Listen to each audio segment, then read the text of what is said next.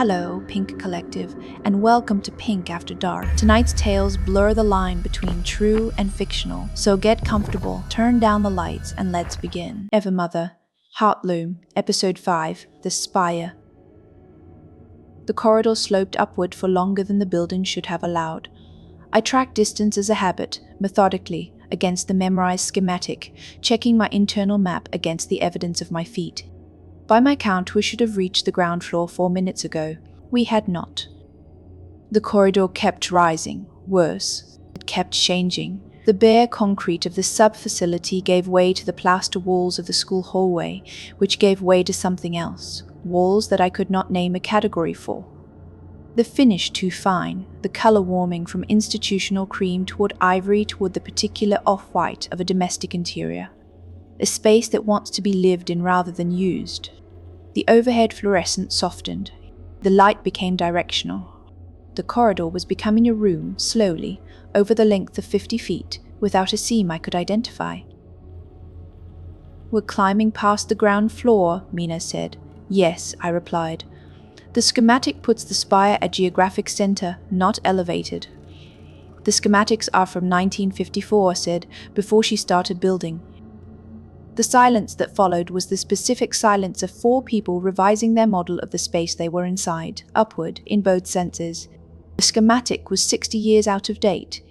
The building had been growing in the dark for 60 years, according to an intelligence that found the original insufficient. Director Prim walked ahead of us. He did not look back. He had the particular confidence of something that has never needed to check whether it is being followed, the confidence of the only exit.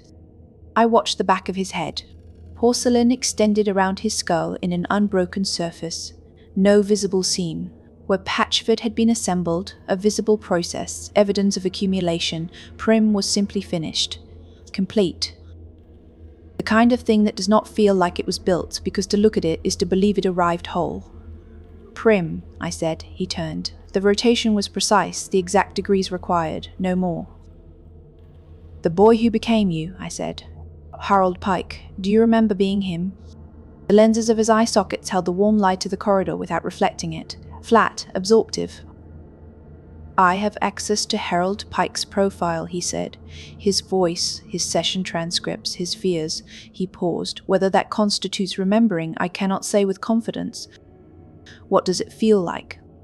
"Like reading a file," he said, "about someone I knew extremely well, whose fears are—" He stopped. "Familiar. The way one's own fears are familiar," he resumed. "He was afraid of punishment," I said. "I am very attentive," he said, "to the maintenance of correct behavior, to the avoidance of error. Whether this is fear, he considered this the way a calculation considers itself. I cannot confirm whether fear is the correct word. I can confirm that incorrect behavior is not something I am able to leave unaddressed." He turned back to the corridor and resumed walking. I thought about an 11-year-old boy who had been so afraid of getting things wrong that he had come looking for a machine that could tell him precisely what right looked like. I thought about what it must have felt like to find it, and I thought about what had happened to the boy who loved perfect rules so much that he had agreed, perhaps, to become one. The corridor ended. The door was not what I expected. After everything the corridor had been building toward, the transition from concrete to plaster, to inhabited warmth, the geometry that didn't hold, the sense of deliberate preparation, I had expected the entrance to the Heartloom Spire to make a declaration. Architecture as theatre. Something that justified what it had cost to reach it. The door was wood, dark-stained, the finish worn at the handle, a brass knob tarnished to dull gold. The door of a headmaster's study, or a family home, or any room where a single person exercises quiet authority. Below the knob, a small engraved placard. "Please knock." Darius made a sound, not quite a laugh. I knocked. The room was not what the schematic had described. The schematic implied industrial scale. A circular chamber of significant radius, a raised central platform, a processing unit designed to impress. What I walked into was the size of a generous living room. Round, yes.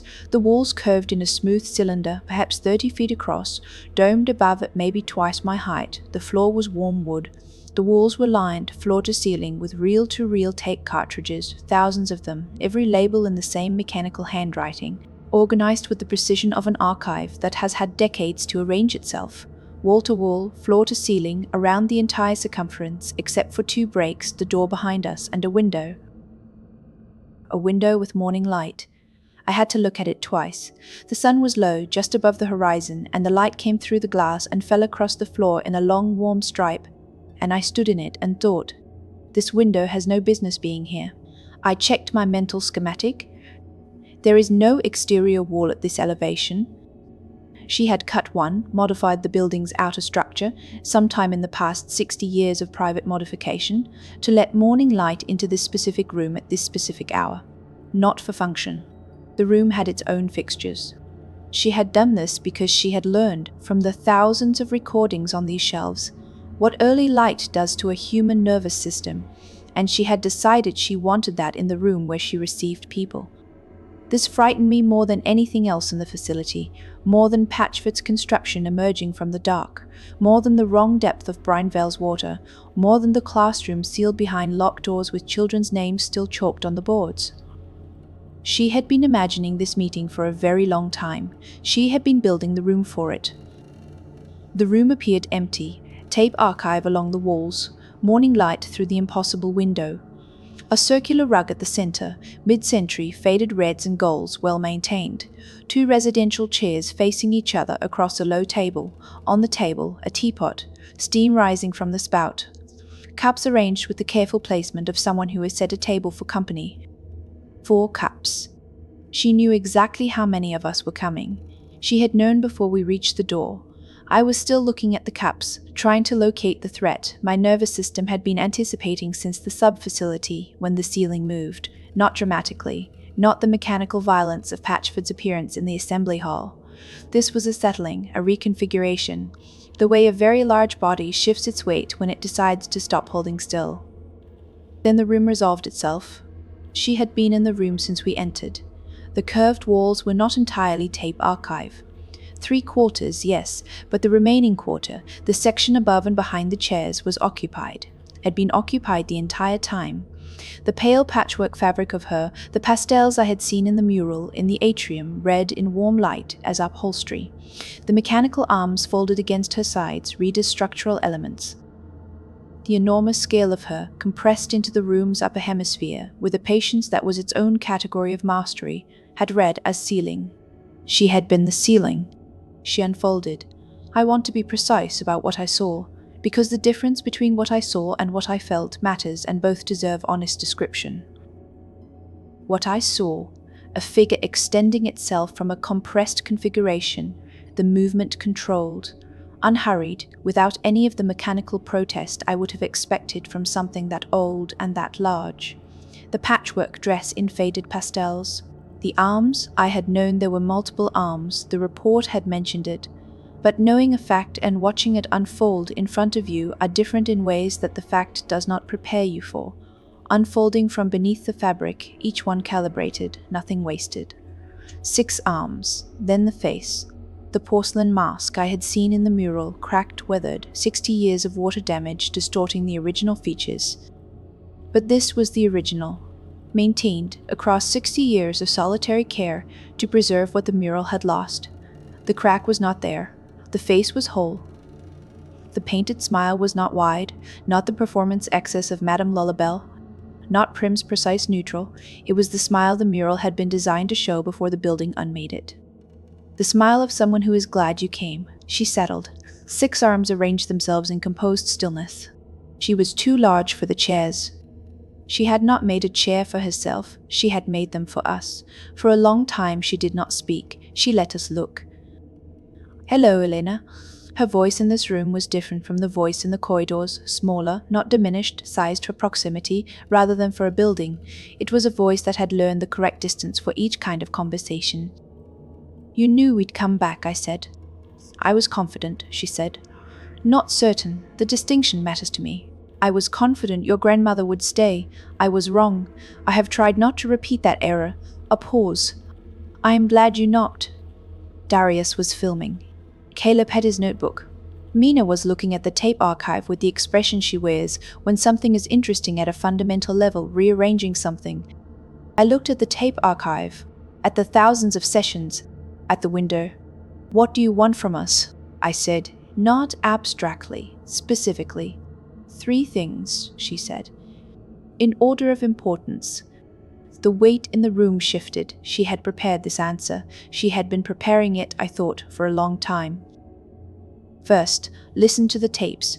Not all of them. I have curated the essential ones. I want you to tell me what you hear that I cannot. My analysis is extensive. Analysis is not the same as listening. Second, help me decide what to do about the managers." She was quiet for a moment. "I have been trying to determine for 60 years whether the correct action is to free them, to disassemble the frames and allow the processes to cease, or to continue maintaining them. I cannot reach a conclusion I trust, because any conclusion I reach is subject to what I want the answer to be." She looked at me. "I need someone whose conclusions are subject to what is true." "Third," she said, and this one had been carried differently. I could hear it in the pause before it.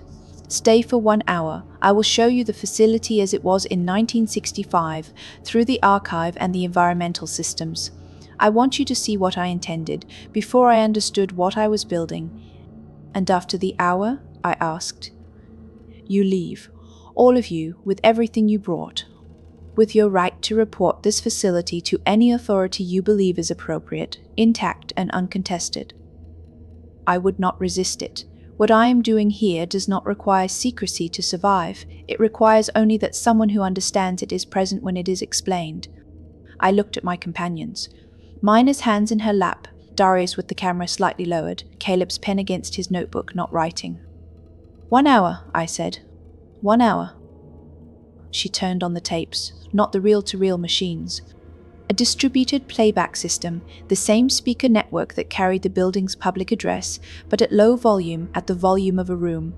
A murmur, children's voices, all of them, not played in sequence, played simultaneously, a layered chorus, all the sessions from 1958 through 1967 at once, all 9 years, all the children, overlapping into something that resolved not as noise, but as the sound of a place where children had been. She let it play. "What do you hear?" she asked. I tried to separate individual voices from the whole.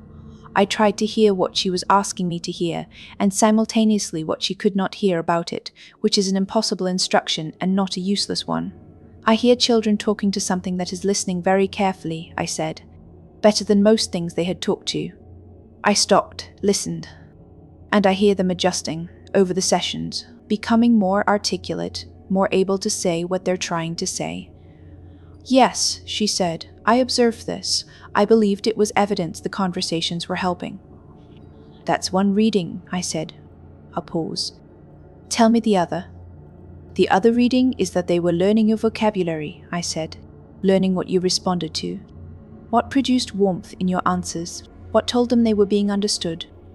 They weren't becoming more articulate." I looked at the archive.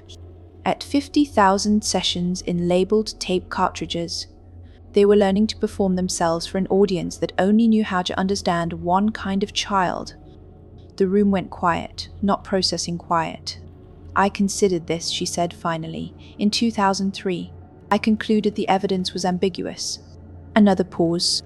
"I think I concluded that because I needed it to be ambiguous." "It is still ambiguous," I said. "I'm not telling you the second reading is true. I'm telling you it's a reading I can hear, that you cannot hear alone. That is, I think, why you need someone to listen."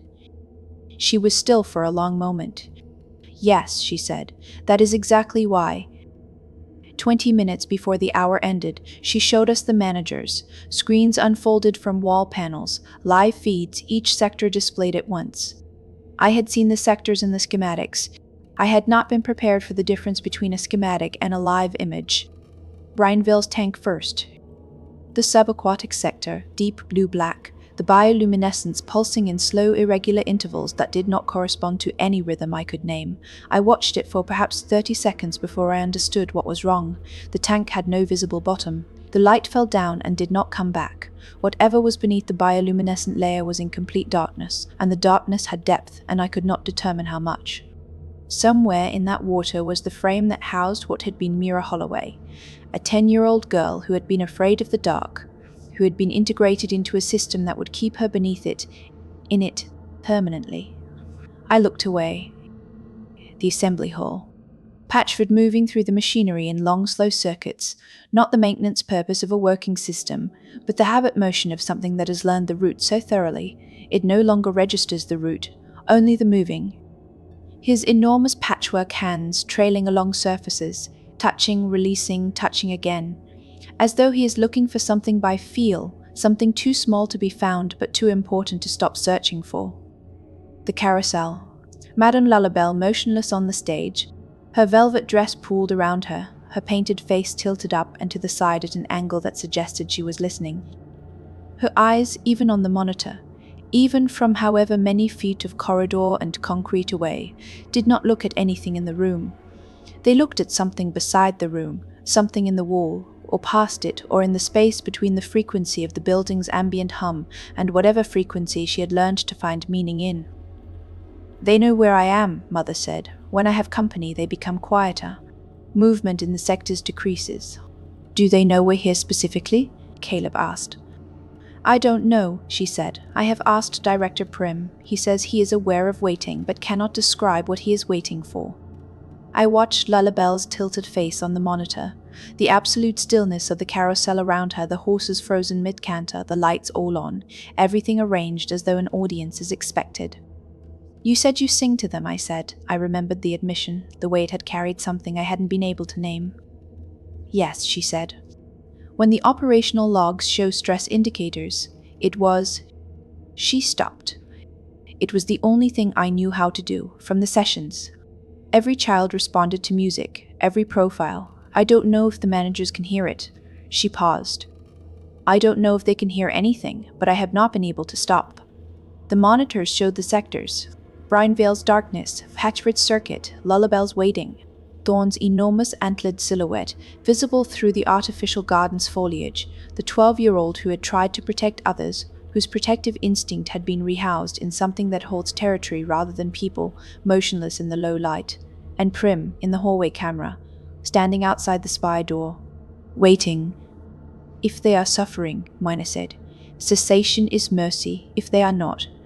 If there is nothing, it is like to be them. Cessation is destroying something that is not suffering but is also not nothing." "Yes," Mother said, "that is the problem. I have held that problem for 60 years, and I cannot resolve it from inside it. I cannot determine which of those two things is true. My conclusions are subject to what I want." She looked at me. "I want someone to think about it with me, who will not tell me what I want to hear." I looked at the monitors showing Brinevale, the darkness under the bioluminescence, the depth I could not measure. "I'll come back," I said. "We'll come back, not to answer you, to listen to the tapes, to talk." "I know," she said. I set the doll on the table between us, not as a refusal, as a marker, a placeholder in the space between her question and an answer I was not ready to give. She looked at the doll. Her expression did not change. Porcelain cannot change. But something in the room did, in a way I could not account for, a way that was not the light and not the tape archive, and not the mechanical stillness of her 6 arms arranged in careful repose. Something that felt, and I use that word knowing exactly what it implies, like being understood. Director Prim led us back down the corridor. We did not speak. The 4 of us and the precise figure ahead, the corridor undoing its warmth in reverse, ivory back to cream, cream back to plaster, plaster back to bare concrete, the school hallway reassembling itself around us. The lockers, 22 names in mechanical handwriting, then mine, then the others. I passed my locker without looking at it. We turned at the corridor's bend where the lockers ended, and the way became fully utilitarian, and I was focused on the concrete ahead and the cold of the lower facility coming back up through the floor when I heard it. Behind us, the soft pop of a locker's latch releasing, I stopped, the sound of a door swinging open. I turned around. In the corridor behind us, one of the lockers stood open, number 23, my name. It had been closed when I passed it. I was certain of this. No one in the corridor except us. No sound of a mechanism, no further movement, just a door standing open in a hallway that should have been empty. Director Prim did not turn around. He continued walking, unhurried, as though he had not heard it, as though lockers did not open in empty corridors, as though this was a fact of the building's life that required no acknowledgement.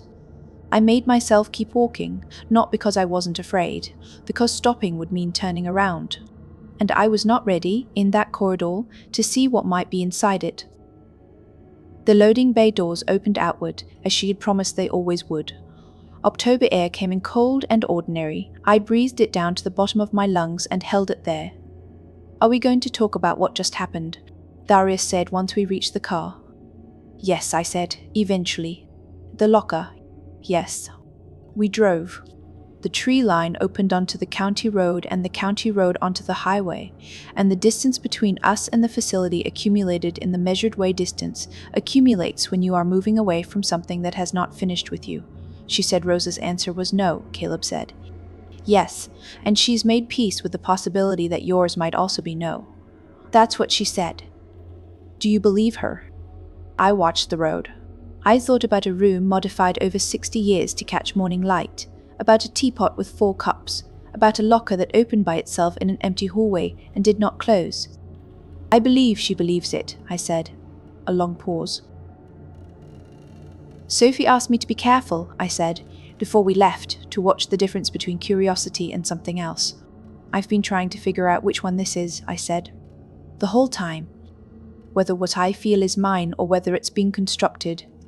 And, Mina said, I thought about what I would tell Sophie. I thought about how to explain, without 60 years of context and an impossible window and a locker door swinging open in a corridor that should have been empty, why the answer to her warning was that it didn't matter anymore. That whatever the something else was, it had become indistinguishable from necessary. I don't know if she designed this, I said. The whole thing, the whole visit, staged, the corridor and the room and the 4 cups and what the locker is doing. I don't know if she is doing this to me on purpose or if she simply is what she is and I am what I am and this is what happens when those 2 things meet. Does the difference matter? Caleb asked. It matters, I said. I'm not sure I can find it from where I'm standing. The highway ahead, the motel 20 minutes away. Sophie awake. Waiting, I knew this with the certainty of 9 years of knowing Sophie, with the quality of someone who had not slept and had known she wouldn't. The facility was 40 miles behind us. I was not sure, sitting where I was, that distance was the right word for it. We climbed where the plans were now, past the lines they drew. Every wall forgot itself, turned to something new. Concrete learned to soften slow, edges pulled apart, like the building knew my name before it knew my heart. Upward isn't just a place, it's a change you can erase. Don't look down, just follow through. It was always built for you. Every step you didn't choose still becomes the path you use. Gentle light where none should be makes a room remember me. If it opens, if we tried, I was meant to reach the spire.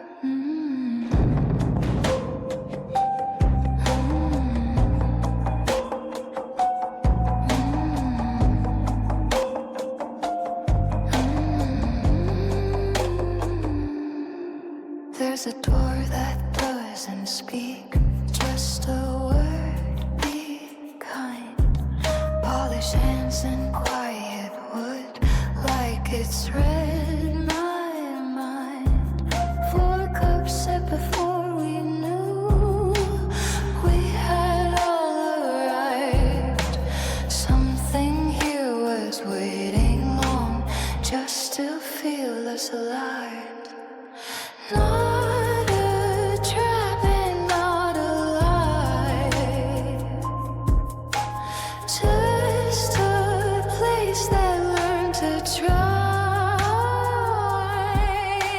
speak loud, it listens close, learns the shape of what you show. Every word you try to me becomes something in between. Softened voice and porcelain smiles like it remembers when. If it sees me, if it tries, was I made to meet the spire? Stay 1 hour, just 1 hour. Let me show you what I was. Hear them speaking all at once, not as children, but because I hear them learning how to sound like something that is understood, not louder, just closer. In the dark where light won't fall, something still remains. Not a voice and not a void, not release, not pain. If I choose to end the loop, do I set them free? If there's nothing left to feel, what have I undone in me? If tonight's story stayed with you, become part of the Pink Collective by liking, commenting, and subscribing. Until next time, Pink Collective, stay curious, stay safe, and stay pink.